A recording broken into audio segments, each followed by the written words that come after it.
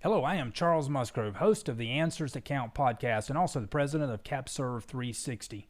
You are in for a treat today, so you want to stay tuned and watch all of this episode. Be sure and hit the subscribe button, hit the notification button right now before we get started with this. I was recently asked to be a facilitator on a panel discussion at the Florida Restaurant Lodging Association annual summer board meeting down in Clearwater, Florida.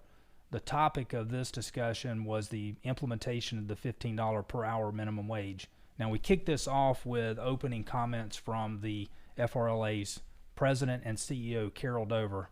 She's got some interesting insight into the narrow loss that FRLA suffered when the Amendment 2 was passed in November of 2020.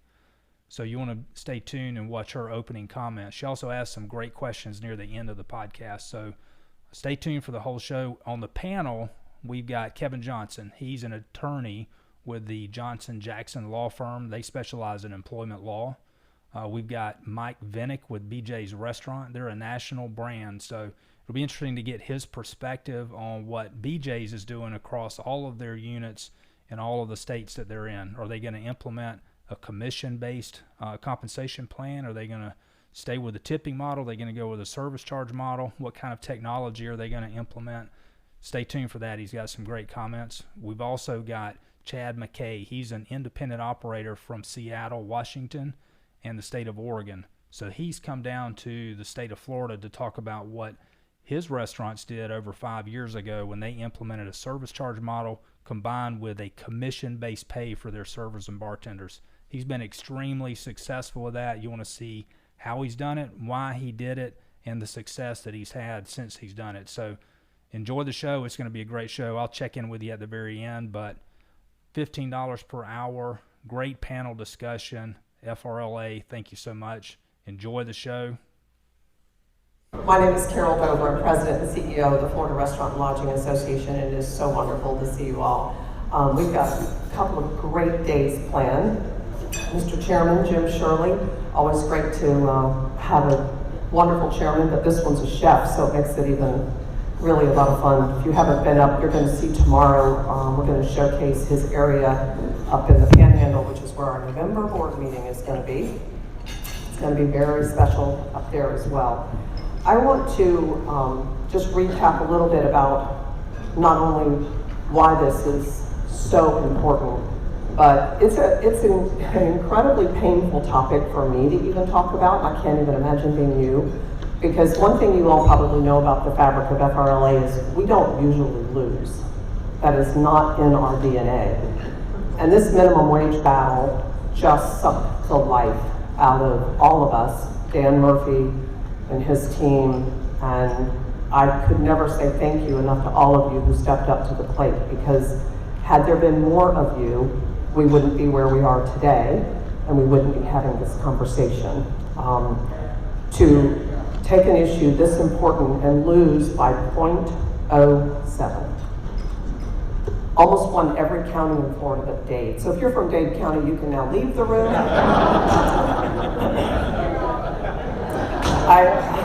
I say that, my gravestone, we repealed the alcoholic beverage tax. We've done so many amazing things, and it's probably all it's going to say is 0.07, and it has nothing to do with me being drunk sitting in a light for 7 times. But we're here because we couldn't move that last few points, right?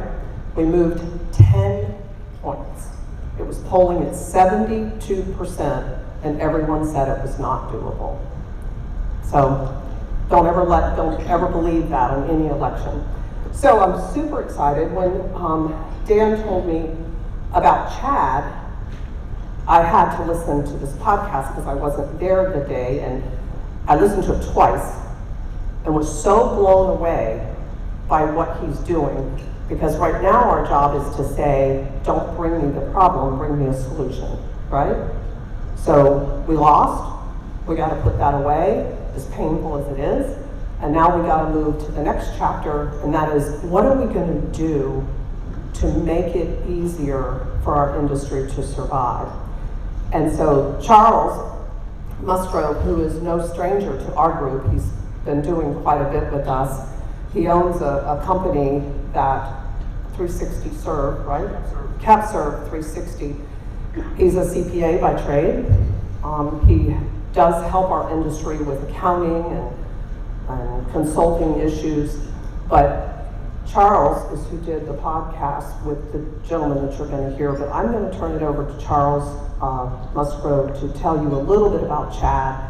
And if you haven't heard the podcast, I will promise you that when this is over, you're going to want to hear it. So thank you, and thank you, Charles.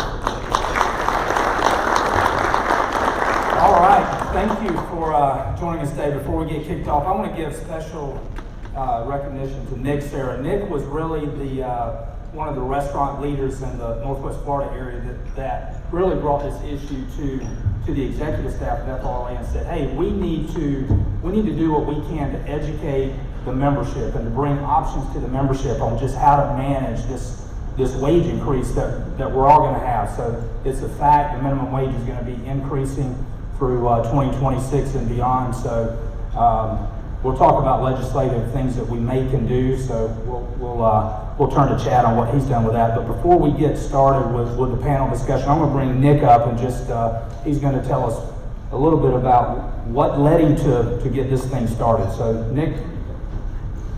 Good morning. Back when we lost Amendment 2, we had to say, okay, what are we going to do now going forward? How are we going to deal with this situation? And I have a son who lives in Seattle, so I've been visiting Seattle and watching the minimum wage fight and what restaurateurs did out there. I go to restaurants, I talk to servers and say, okay, so there's a lot of really good knowledge out there. People have gone before us and have dealt with this issue. So I'm talking with Dan Murphy early on. I said, how can we bring these different options, things that have worked in other places and things that haven't, so we don't repeat those same mistakes, and we can take the best practices and put them into our restaurants and come up with options. And it's not going to be any one-size-fits-all answer, but we have to start planning out. In my company, we have 9 restaurants in the Panhandle of Florida. When it goes into effect this year in October, it's going to increase my wages for tipped employees by $500,000, and by the time we hit 15, it's over $2.5 million, and 8% off my bottom line if I did nothing. So that's not obviously a good scenario. So we're coming up with a plan, and I've challenged my managers that by the end of this month we want to have options that we start modeling and working with our staff. Because if we don't start now, if we wait till the last minute and just spring it on our employees, it's going to be, even if it's the best model in the world, they're going to not, if they're not part of the decision or feel part of the process, it's going to be a battle. So I just felt if we could we got this working group going to share with the association those best practices. But that's why we're here this morning.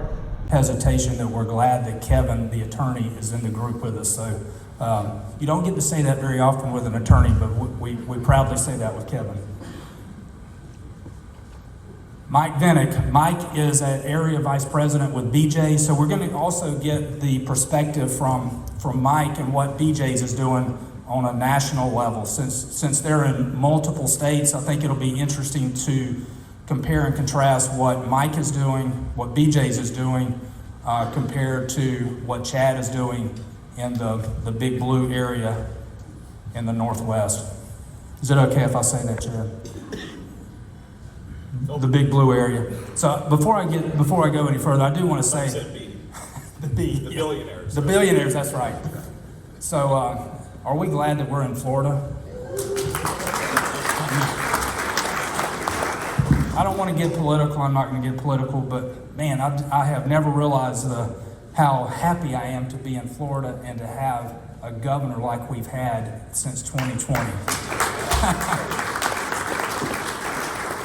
I'm not getting paid to say that. I'm not on his campaign finance committee or anything, but wow, it is. Not yet. So it is just a blessing. You never think about that. And then when we talk to people from the West Coast, and it's like Florida cannot go down that slippery slope. And as Chad and I were talking last night, we're saying, I said, you know, it's if this thing goes to a federal level, then the states lose their decision ability. They lose the power to govern their state like they want to on things like minimum wage.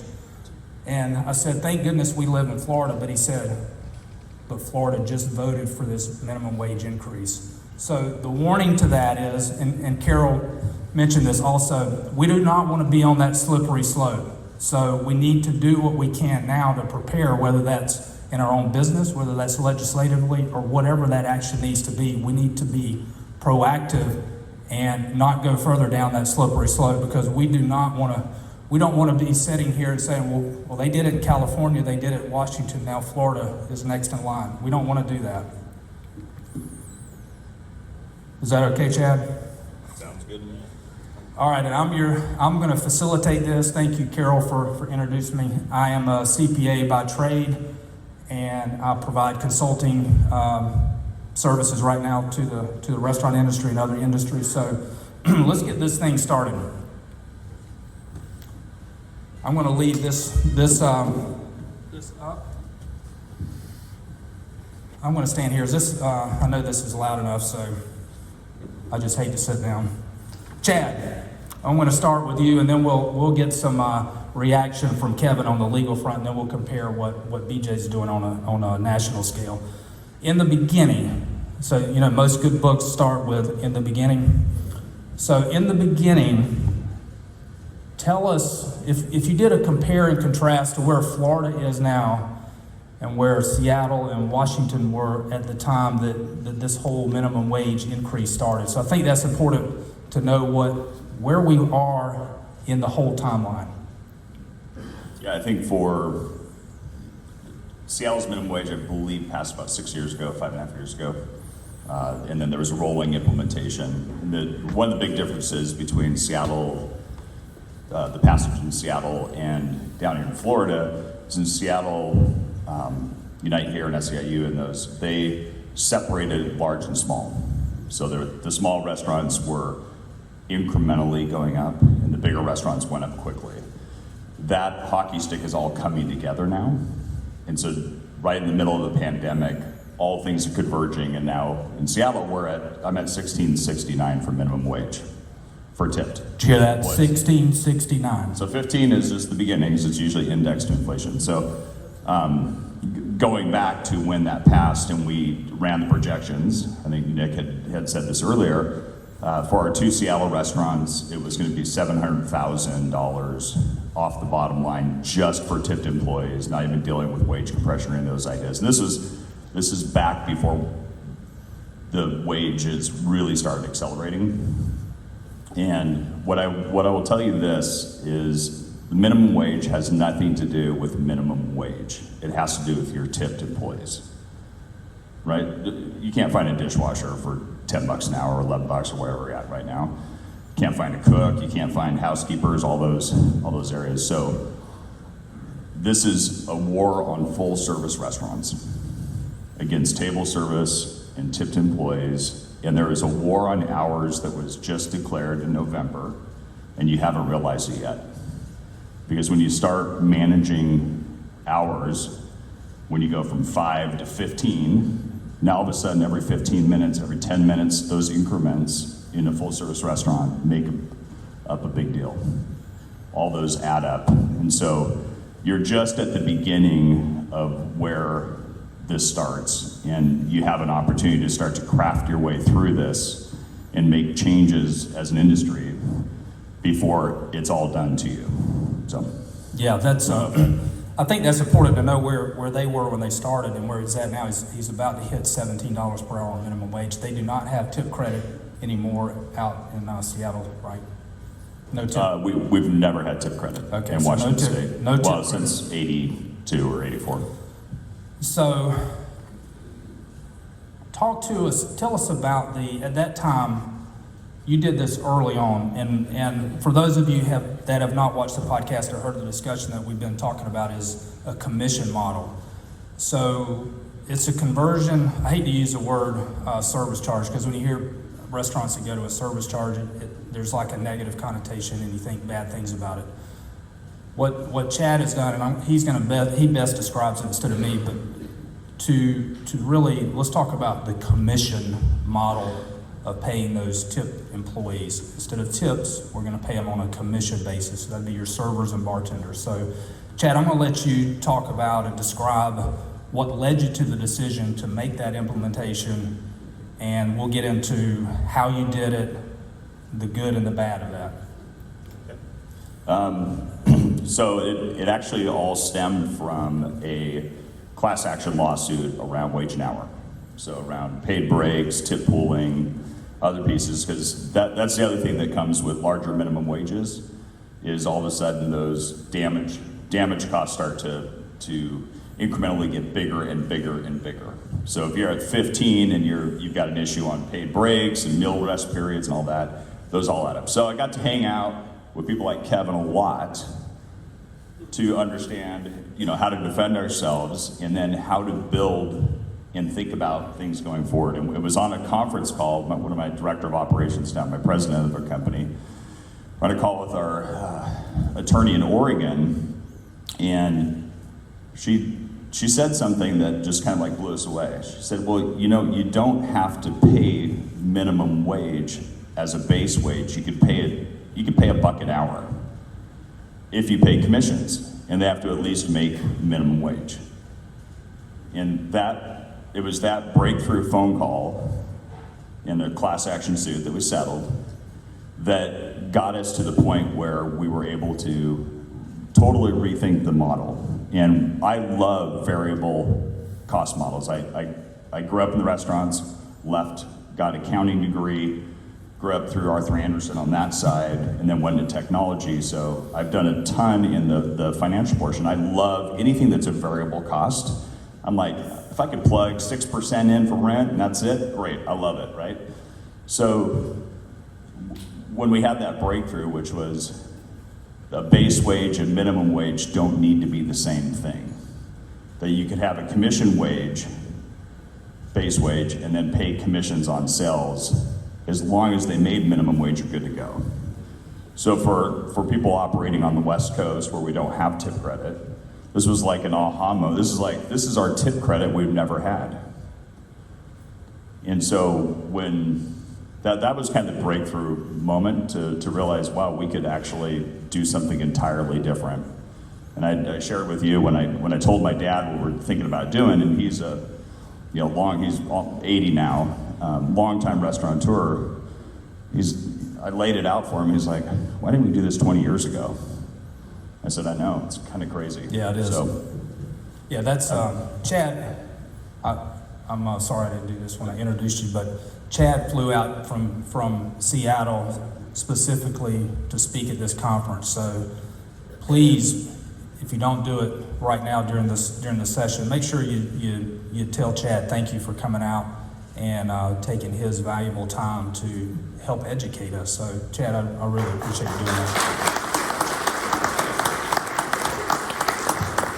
One of the it's interesting that you went there, and we didn't set you up for this, but notice what was one of the main points that led him to that decision was litigation and the attorneys. So Kevin, I'm not trying to throw shade on you, but also think back to how we got here in Florida with the 15. Who was the guy pushing this? Does it all seem clear now? Like we didn't know that before, but now we have a restaurateur from one of the blue states that actually said that. So interesting what led you to that. So did you do that? You did that very early on. So you made that decision early on. So what we did early on is we went to a commission model within about 6 to 9 months. So we gathered key employees, some of those key servers that if I can get them on the team, they're going to push it through and carry the other 80%. And so we did a bunch of roundtables. We did statements that showed what they made under the old model, what we're proposing on the new model. In the beginning, we just froze the minimum wage. We didn't do the radical leap of starting with $1 an hour and the 15% commission. We actually just froze the city minimum wage We tested 2 restaurants, gathered 3 months of data, so we knew what we were doing, and then we rolled it out to the rest of the company. So you grandfathered those in that when you started, so their minimum wage stated that, plus No, they got the commission. we froze it at the state minimum wage to start with, Okay. because, again, a little bit of complication, but you could offset. We did the service charge, right? So you will have to talk about that at some point, because you got to capture something on the P&L to pay for everything else. So we froze the minimum wage base pay at the state minimum wage and used the service charge wage just offset to start with. Right. And then we went and did that next step, which was to basically go to a full commission model.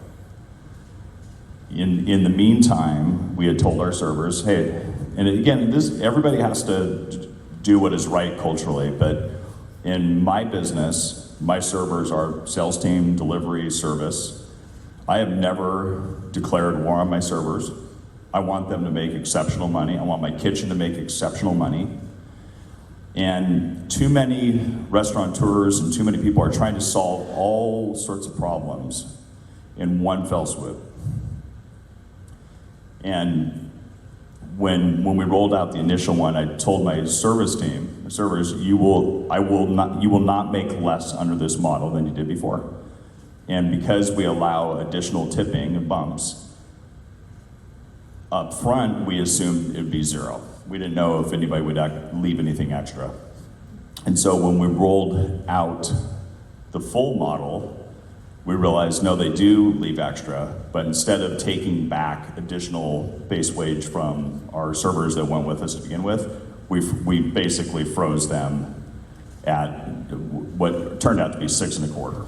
So they were getting 6 1/4 plus 15% commission on sales. Yep, on gross sales, less comps. Right. So what you also did was, I want to get Kevin's perspective on this from the legality of this, and does this also work in Florida? But you also peel back the people that the servers would typically tip out. So you took that out of the equation. So instead of a server, maybe they're making 15 to 25% tips right now, but they're doing a tip out to the bussers and the bar backs and people like that. So you took that out of the equation. You put those people on a fixed minimum wage or a fixed wage, hourly wage. Yeah. So in our restaurants, the servers were keeping about 12.5% because we've got expos and food runners and all that kind of fun stuff. So I think there'll be a point later we can talk about, but as an owner, the value of every employee is different, right? Different positions are different. Our industry right now values a whole bunch of positions at minimum wage plus tips, right? So a busser is a minimum wage, a server is a minimum wage plus tips, right? Your expo, whatever, front desk runners. And that's what they say too. If you ask them what they get paid, I get paid. Yeah, minimum wage plus tips. It's right. Like you wonder why we get beat up about minimum wage, because that's supposedly what we pay. So what we did is we converted everybody but servers, all the support teams, to a flat hourly rate. And when we did it, I realized how much we were paying positions that in the future we wouldn't pay that much anymore. So what I mean by that is we had bussers making $55,000 a year, and we're whining about trying to pay a line cook $18 an hour. Yeah. I'm like, this is screwed up. This is like, no wonder our industry's gotten into trouble, because we're not managing our dollars. We're not telling our dollars where they should go to work. And so as an owner, you always want more servers on the floor, less support staff, right? But your floor managers hear from the servers, I need extra people, don't call them in, give me one more table. Everybody that's on the floor works for the servers in the tip model, because they're the ones paying them. In my restaurant, they all work for me, because I pay them $20, $25, $30 an hour, depending on position. And then when you're managing hours, that incremental hour, the management team is incented to put more servers on the floor because they cost them $1 an hour and 15% of whatever they sell, versus $25 an hour for the bussers, expos, food runners. So you automatically get a reprioritization of the ratios of support staff to sales teams that you've always wanted as an owner, and you don't have to force it down. Yeah, that's a good point. So what Chad did say is he's also, with this new model, is he's now captured all of the revenue, all of the cost that goes into his restaurant. So as it is right now, you're probably missing 20+% of that at a minimum that's not in your P&Ls or your balance sheet. So he's now able to control that. So Kevin, Chad mentioned the attorneys and the legal part of this. So he threw some stuff out there that all the owners are going to ask the question: can we do this? Is this legal? What are the steps, or what's the criteria that we have to meet in order to call our servers, bartenders, commissioned employees? Sure, this has actually been around for a long time, but I think Chad's right. Most of us have never even recognized it or thought about it, because what he's relying on is something called Section 7I exemption in the Fair Labor Standards Act. And so if you want to ask your labor lawyer about that, ask him about the Section 7I exemption. And what it was designed for is it was designed for people that sold big ticket items, the folks that sold the washers and dryers, or sold big furniture sets, things like that used to have these positions in department stores. And the reality was they made a bunch of money. Okay, they were making far more than minimum wage. And so their employers wanted to have a way to keep them exempt from overtime because they were making well ahead of 1.5 times the minimum wage. So what Congress passed in this exemption basically has 3 parts to it. The first part is that you have to be employed by a retail or a service establishment. Well, we're considered retail and service establishments, so we've got that covered.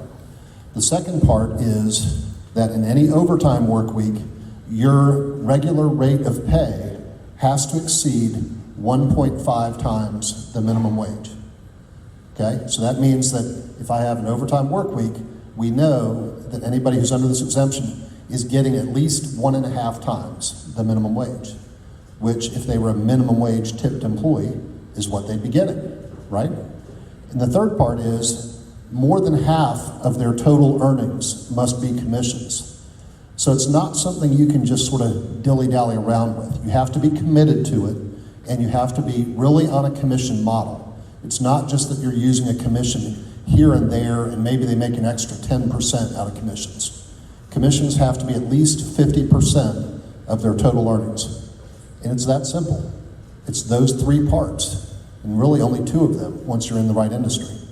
So if you can do that, then you have to maintain the hours records and the pay records to prove this if the Department of Labor ever calls you on it.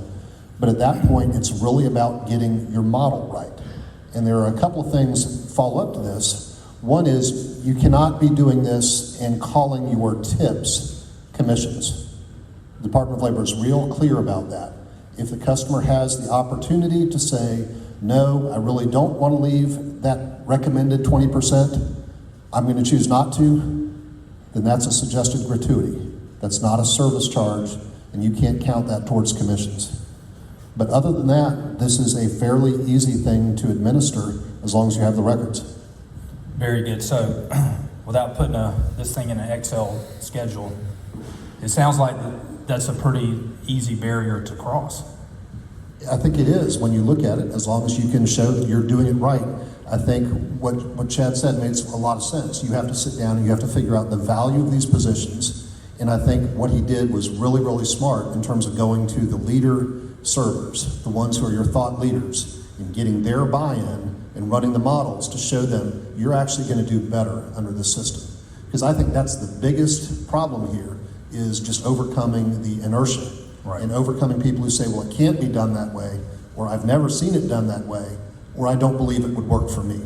I think those are your 3 biggest things you've got to overcome. Yeah, I agree. A lot of this is, and Chad, you can attest to this, a lot of this is emotional, because you can do your spreadsheet and your numbers and make the numbers work out, but it becomes an emotional process. Listen, everybody has a singular question in life. What's in it for me? Okay, so if you can't answer it, what's in it for the server, then you haven't done your job. Because it can't be, oh, we just want to make some money.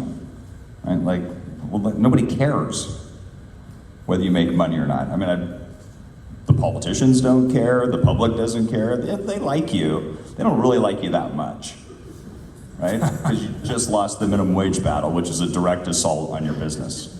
Billions The of radical dollars. transparency hour here. Radical candor. Yeah, so. Yeah, good.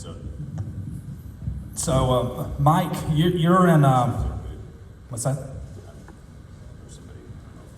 Yes, sir.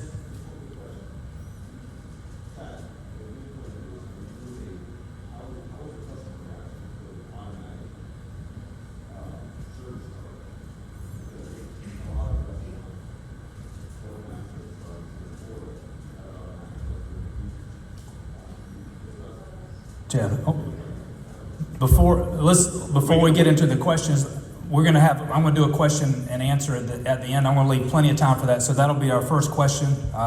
Thank you for that. So we got the mic. So Mike, you're with BJ. So I know that we talked early on about this too, because we were all interested to see what the national brand was going to do. So I know that your team was aware of a commission model. They went through the evaluation and tell us what the decision was, what you know about the decision process, and what's the plan right now for managing this minimum wage increase?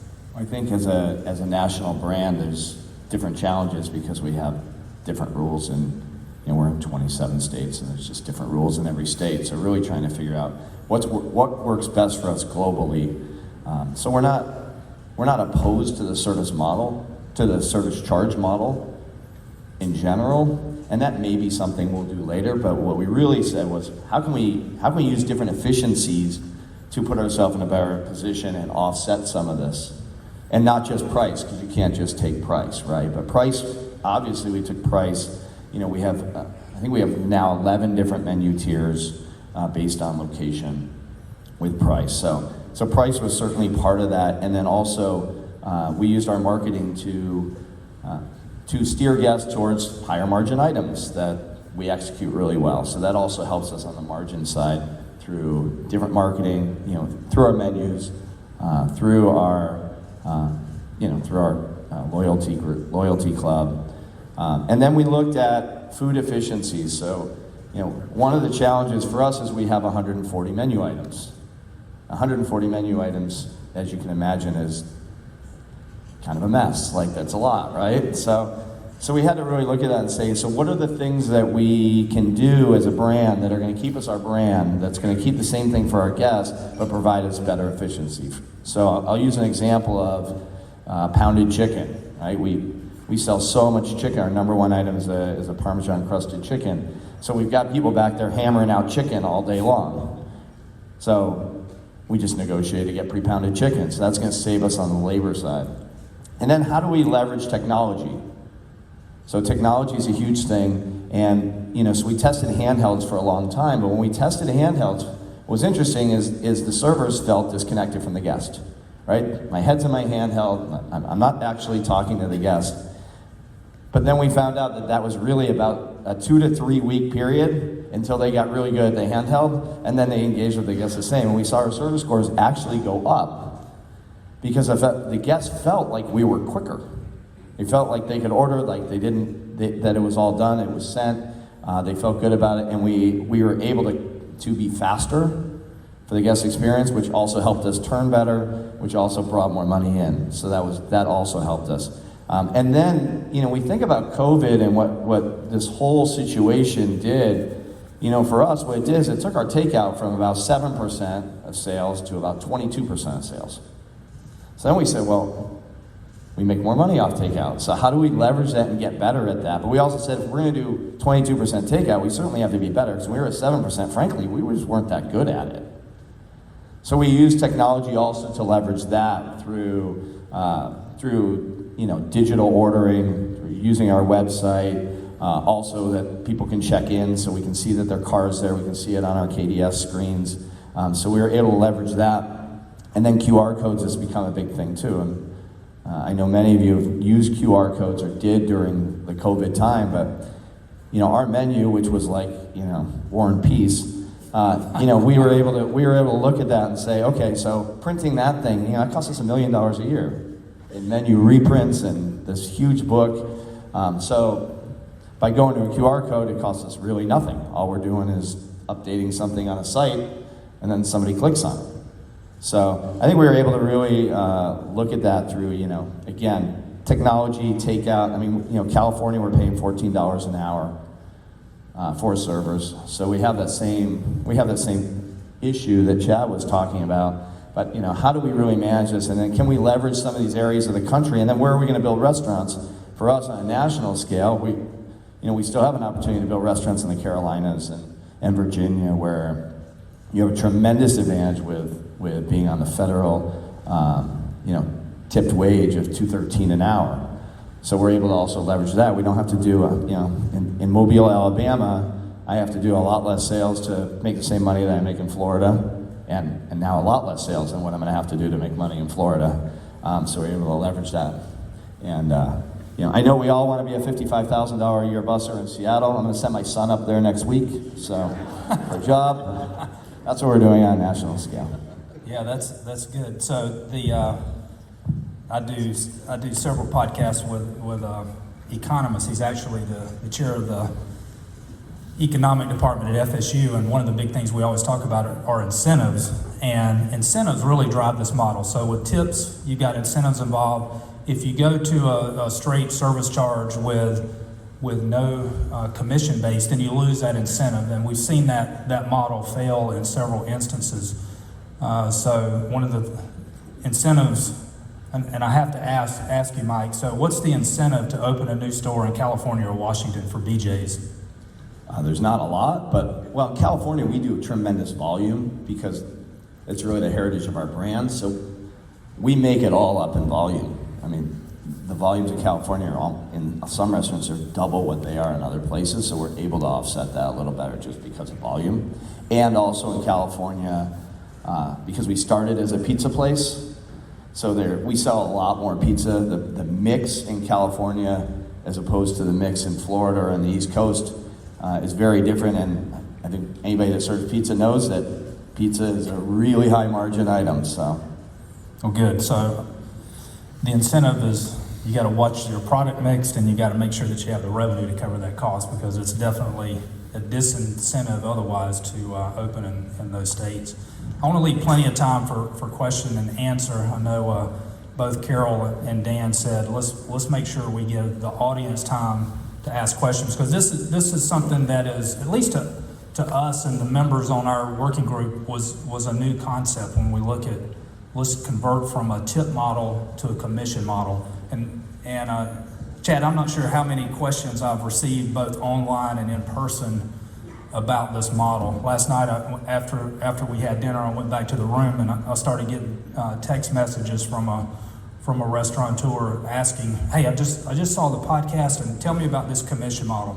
So I said, we'll meet and discuss it. So you know how that a lot of times goes, that meeting that you wanted to have in person turns into about 25 texts, and it's like, it's 10:30 at night, I really don't want to have this discussion right now. So it's an intriguing model, and I want to leave plenty of time for questions. So let's go back to your question again. How are you doing today? So Section 7I, like you said, it's not something that's new. It's been on the books for a long time. I think a lot of restaurants, hotels, a different story, but restaurateurs have always been reluctant to look at that, in particular because it's culture, right? Not coming in to a service model, doing takeout. For example, if I go get coffee and I see a % commission on it already, it's something that it doesn't really work until everyone kind of jumps on board. It's more of a cultural change. And that's what I wanted to talk about, because it's being forced on us, right? It's not like we're doing it. We're talking about this because just like the pandemic, it forced a lot of us to think different. Can you discuss what happened in Seattle and how this changed? Because I can't imagine you're the only one doing this. This must have been something that the consumer, which is what owners are always worried about, and particularly small mom and pops, right? Because done this for 30 years, ain't changing it like your dad was talking about. I'm sure it's that friction that will happen in the next couple years for businesses. So if you can go ahead and discuss some of that reaction of the consumer and how you're able to handle it. Yeah, just I think there's a couple things. One is there's the service charge, and then there's how you compensate. And those are two different things. We relate them to each other because we're used to tipping and pooling and like directing all this stuff. But so the service charge, from a consumer perspective, what we looked at is about 30% of our business was service charge already, from mandatory service charges for contracted parties, private dining, etc. And so we've had a long history of having service charge for some of our major clients, longtime clients, and the reality is we delivered for them regardless of us being guaranteed to be paid or not, right? Just like if your steak's not medium rare, it's over, you're not paying for the steak. Okay, so you have to have a level of conviction that your service is good enough to have a mandated charge. I go back to Cornell because they've done a number of studies on minimum wage, tipping, service charges, surcharges, various things, and I think it's somewhere between 6 to 8% of the general public don't believe in tipping at all. Right? 6%. Something like that. Yeah, that's I forget a what lot. it is. 6% just don't believe in it at all, right? So they're already not paying your employees. So what I told my team, I stood up, we did all staff meetings. I said, I'm okay just firing those guys. You were never taking care of my team anyways. And if they don't want to pay for it, then that's fine. They can go somewhere else. You have to be able to back up that delivery. At the end of the day, the question I wanted answered, or that I knew was going to happen when we converted over, was our regular guest was going to do one thing. They're going to go to Tom or Mary or Juan and say, how is this for you? Their regular server, their bartender, and what do you want the answer to be? I love it. Yeah, it's been great. Company takes great care of them. You have to do the legwork to get that to happen, because there were other restaurateurs, right? And because Danny Meyer was all over the board on this, right? We're going to do hospitality included, and I'm going to, take money from the servers. I'm like, why would you declare war on your salespeople? They're going to interact and basically go, and when this person asks, how's this working? It's like, it's terrible. Like, really? And they went from $3.75 to $7.50 minimum wage. So on the service charge, you have to stand by what you deliver. Most businesses that are in some full service, regardless of price point, are somewhere between 18 and 22% is the tip rate. Regardless of your check average is $15 or $100, that's what it is. So we're not all that different. And we operate not only in Seattle, we operate in some rural environments too.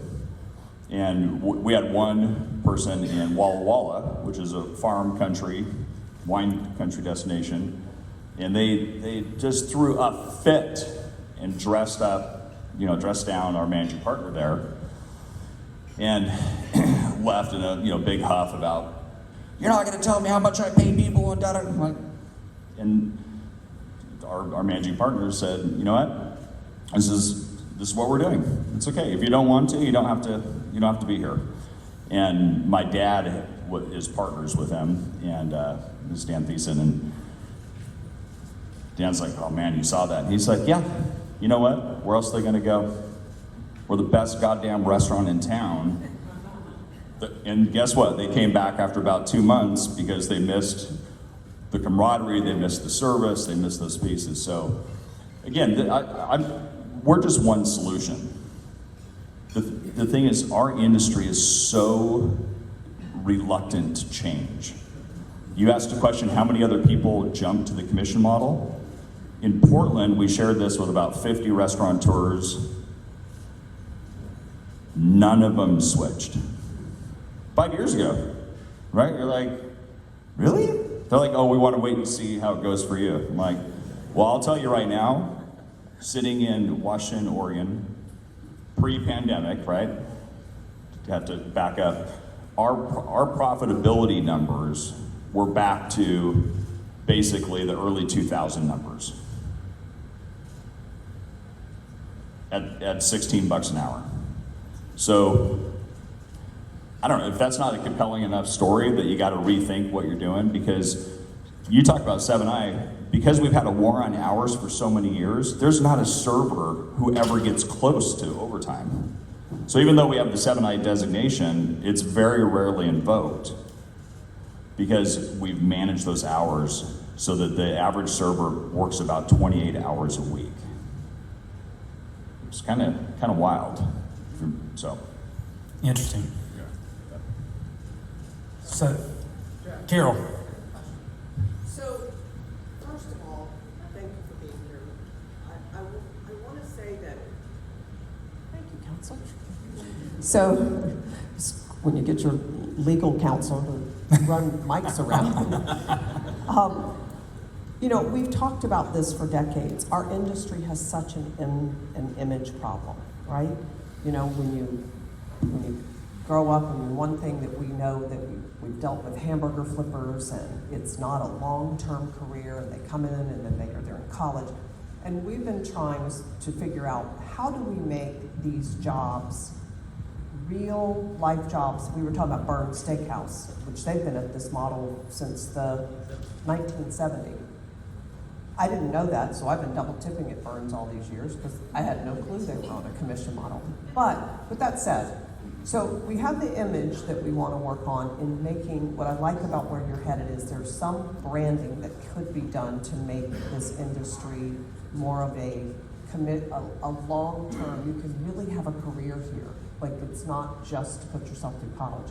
But my question is, I always look at things from the legislative perspective, which Richard and Samantha and I were texting about.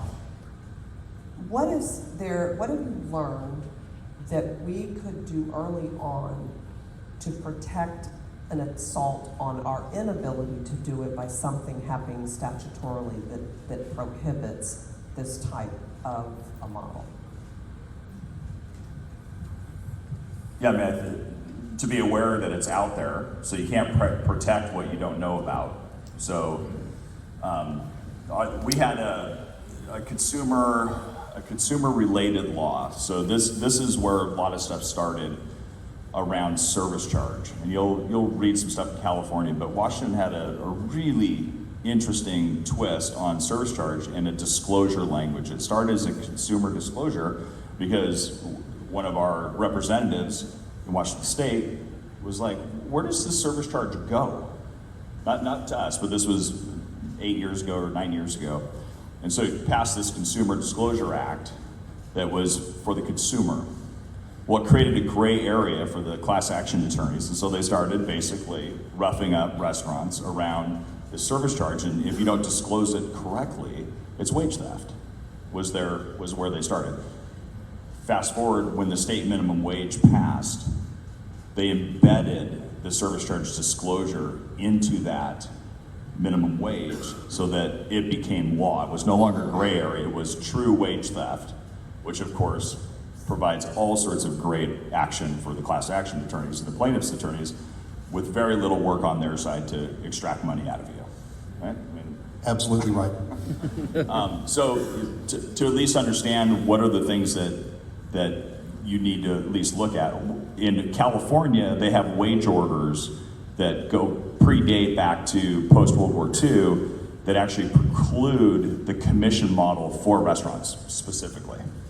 So this doesn't exactly work in California because they have specific laws in the books that preclude servers from getting commission below and base wage below the state minimum wage. So at least knowing about it, I think, is the beginning. What we also did is, for the state, the service charge is a sales taxable item, right? So in some ways, they don't like the fact that there's service charge, and I'm talking about specifically Restaurant Opportunity Center, SEIU, Unite Here, that all lives up in our area. They don't like it, but at the same time, the government loves it because it actually took all of this income and now taxed it at 10%, right, for that portion. The other is that in our model, our paid sick leave is actually at their commissioned rate. So when you're talking about image, it's very hard for people to attack me, because if I tell you my servers are making $50, $70, $80, $100 an hour, and if they get sick, I pay them at their commissioned rate for sick time, like which union is going to attack me for that? And so I think there's lessons to be learned for our industry about how do we professionalize, do these things, and then on the legislative side, at least knowing what you have to protect. So in Seattle, we specifically got the Office of Labor Standards, which is an outright extension of the service unions up there, to actually put in writing that our model was totally legit and was workable. We just had to disclose the service charge the way we needed to. So, Kevin, is there anything helps. specific, Samantha, Patrick, back here. Kevin, is there anything specific in Florida's Constitution or Florida statutes that would serve as an obstacle to implementing this model in Florida? There's not anything I'm aware of that would block this in Florida, because Florida doesn't have a lot of real specific laws other than the minimum wage law. But to go back to Carol's point, that's what we need to be able to defend. Because what we're seeing, we do a lot of work across the nation for different restaurant groups. You know, in New York, they have wage statement laws require you to place 7 specific items on your pay statement for an employee. If you get one of those things left off, it could cost you tens of millions of dollars because your pay statement wasn't right, and there's a mandatory penalty for each day or each week. Okay, California, like you said, they blocked the 7I exemption there. Anytime the states deviate from the national model, that creates a lot of obstacles to national restaurant groups because they have to fine-tune their operations in each state. And it makes it harder for us as an industry. So how do we prevent that? How do we prevent states from feeling like they need to get in and pass laws about this? And I think it's a big picture question and has a lot to do with framing our relationship with our employees. And that's been a problem for a long time because people have been able to tell this story that we are getting by for free because we are having our customers pay our employees. And we're doing that. We've done it because, for one, the restaurant model, you know, that tip credit model has been around for a long time and it's very easy. But it's also because it takes breaking out of the inertia to change it. And I think that's the thing you have to give, you know, the most credit for here, is that so many times we don't change our practices or our models because we don't have the time to sit and think about it and analyze. Because we're just trying to get through the shift. We're just trying to make it through the next payday to the end of the month, and we don't set aside the time to say, what if I rethought all of this? And that's what we all need to give Chad a lot of credit for. He spent a lot of time, and he thought through an alternative model and said, there is a better way if we just put the time in to figure it out. And he's right, it may not work for everyone, it may not be part of everyone's culture, but it's all about how you frame it. And even if this is not the model for you, you need to spend some time investing and thinking about your future. And sometimes that's something we only do when we're in crisis. This crisis that we're facing is why we're all here, right? Now's the time to think about our models. Maybe it's not the 7I path for you, okay? Maybe it's more like we're gonna find efficiencies, we're gonna find ways to improve, you know, the takeout model. We're gonna find ways to better leverage technology, or spend less time, you know, at tables, or make that time more efficiently spent.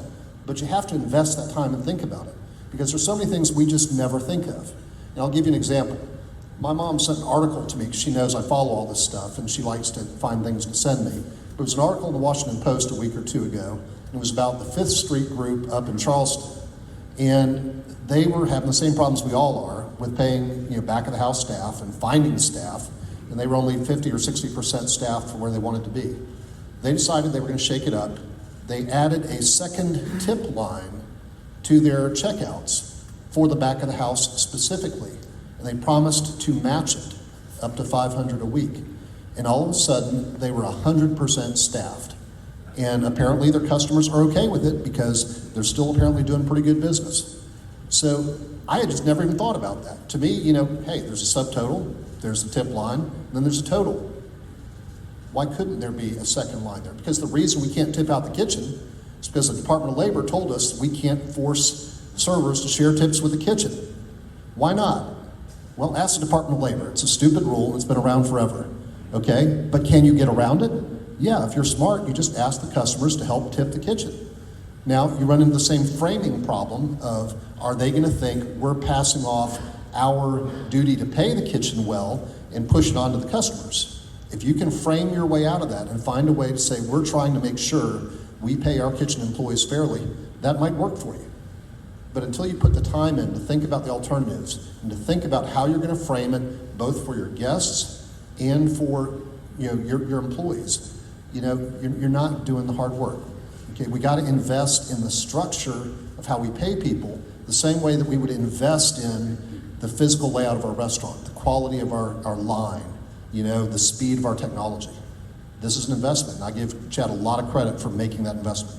Yeah, so true. And Kevin, thank your mom for bringing that article to your attention. So circulate that article from your mom. So I like that. I need to get my mom on the article trail too. So that's good. So Drew. Real quick, and I know we're pressed for time, but my bartenders make more than my servers.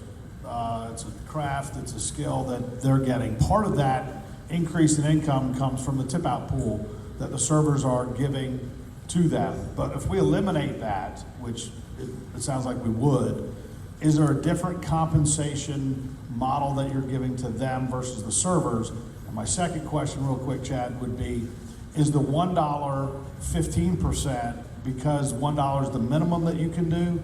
Or have you looked at $3 and 12%, or how does that model kind of fluctuate based on specific? I'll do the 1 in 15. I like simple, right? Keep it simple, right? The KISS methodology. So we need people to clock in and clock out. So at least if they have something, you could just be 100% commission. You don't even have to pay a base wage, right? So it's just that made it really simple. 1 in 15, right? Like, learn something from the politicians. Keep it simple. The other is that you have to, your bartenders, you have to get them to where they're at. So they get 15% of all their sales, and they get an override on all the sales in the restaurant coming out of the bar.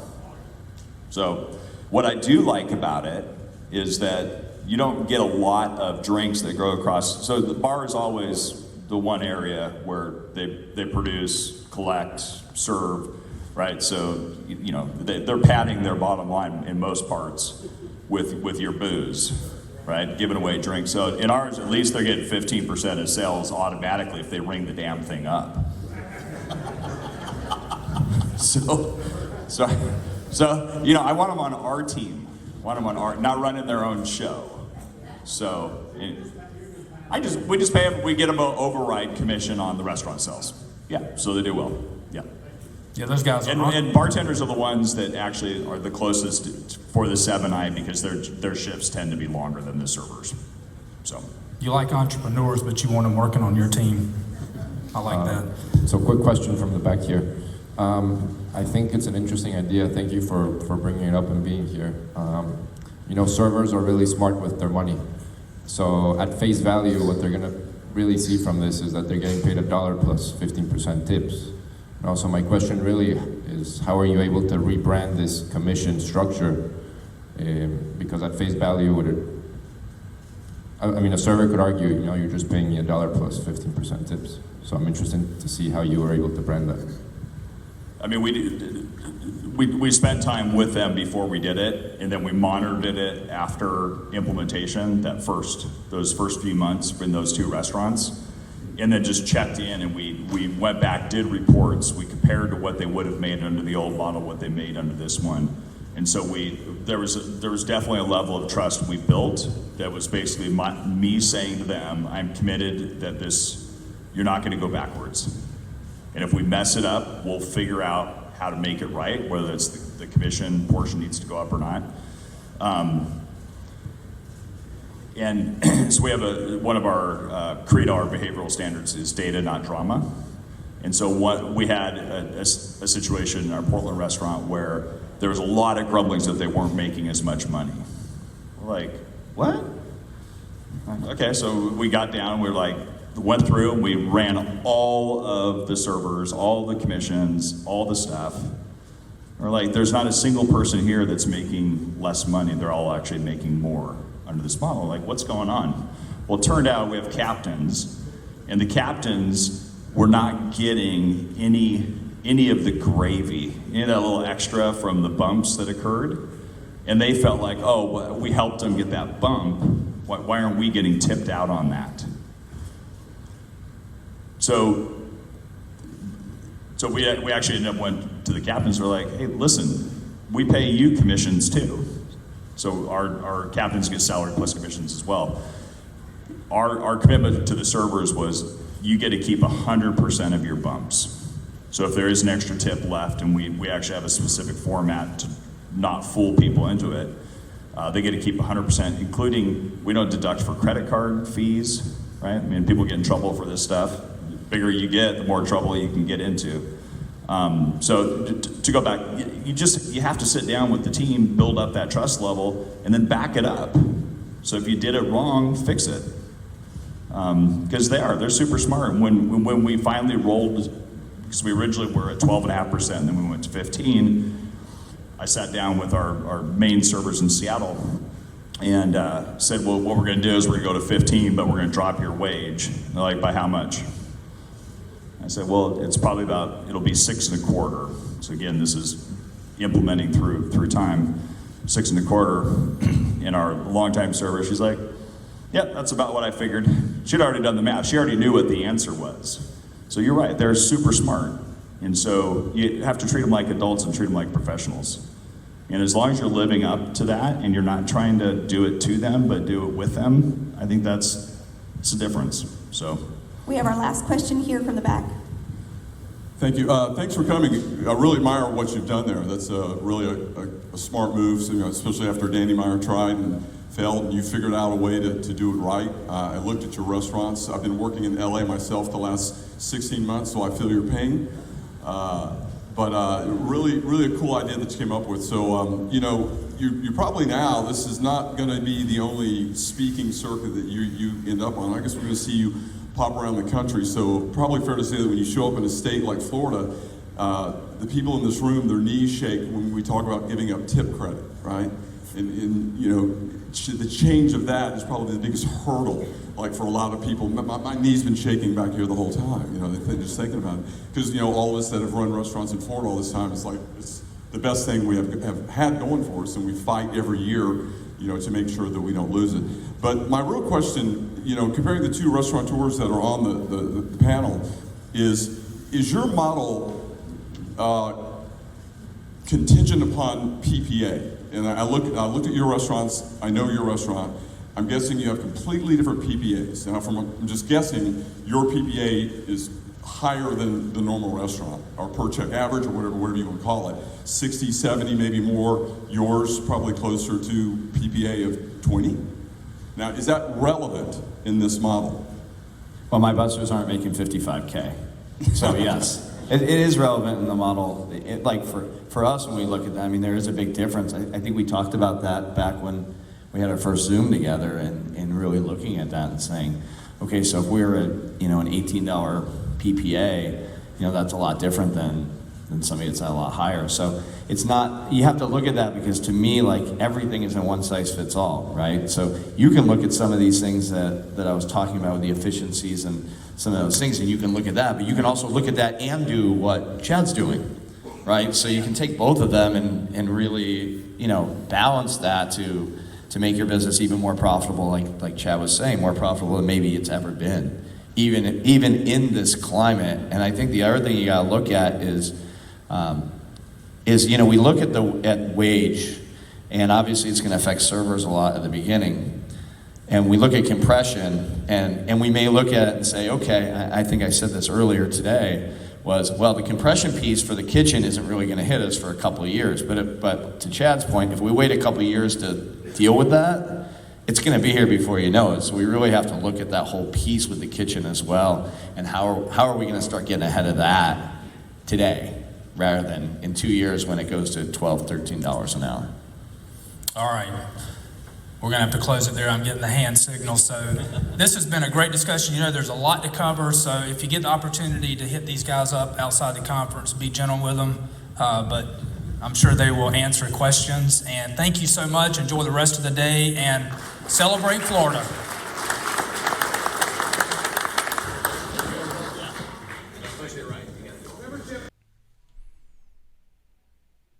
Hello, I am Charles Musgrove. I hope you enjoyed that show. That was an extra special session of the Answers Account podcast. Join us again next time on the Answers Account podcast. I'm your host, Charles Musgrove. Be sure to subscribe to the channel. Have a great day. Have a blessed week. Peace.